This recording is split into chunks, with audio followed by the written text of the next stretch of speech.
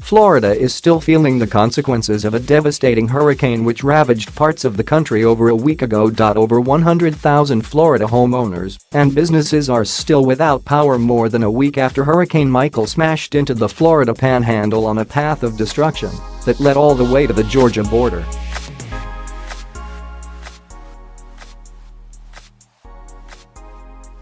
While more than half the outages are in Bay County, where the storm came in between coastal Mexico Beach and Panama City, rural counties had a greater percentage of people without power 8 days after the storm.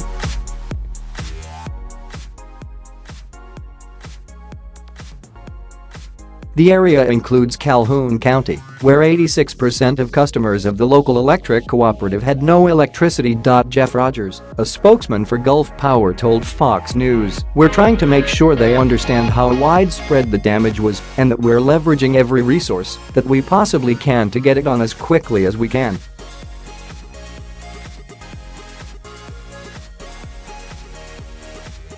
It doesn't serve Calhoun. This was an unprecedented storm. In Bay County, thousands of utility poles were blown down or snapped in half like toothpicks.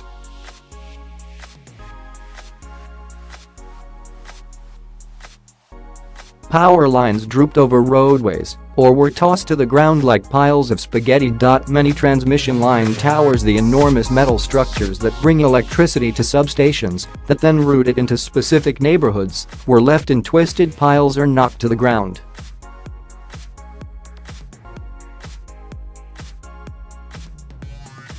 Several power substations were damaged, and there were countless disrupted connections to individual homes. New power poles and lines are going up quickly in a visible sign of progress.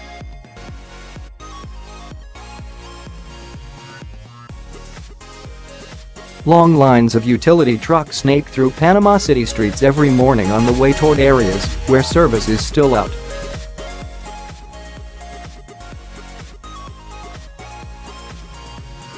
Workers suspended in buckets from 9 trucks strung lines along just one street on Thursday, and the same scene was being repeated countless times each day.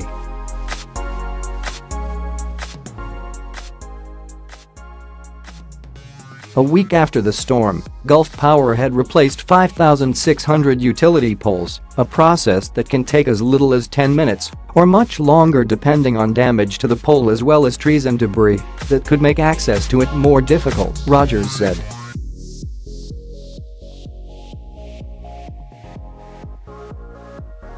Gulf Power has about 1,200 employees working on power restoration, supplemented by 6,200 people from 15 states who are helping out.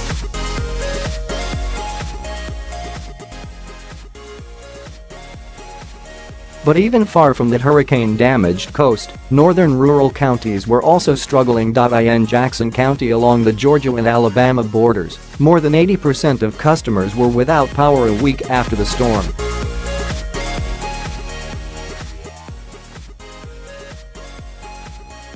"Our electrical grid is totally destroyed," said Rodney Andreasen, the county emergency management director. "Right now our biggest need is getting power back on."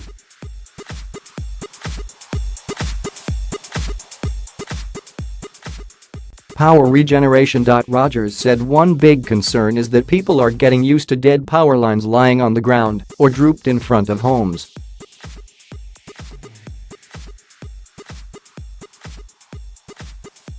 As service is restored, those lines could be deadly.Told that there were families in Lynn Haven that were using power lines in front of their damaged houses as a makeshift clothesline, he said. "Oh my goodness.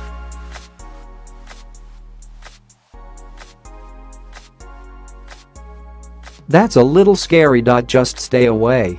We're starting to turn on and people get complacent after being around them a little bit," he said.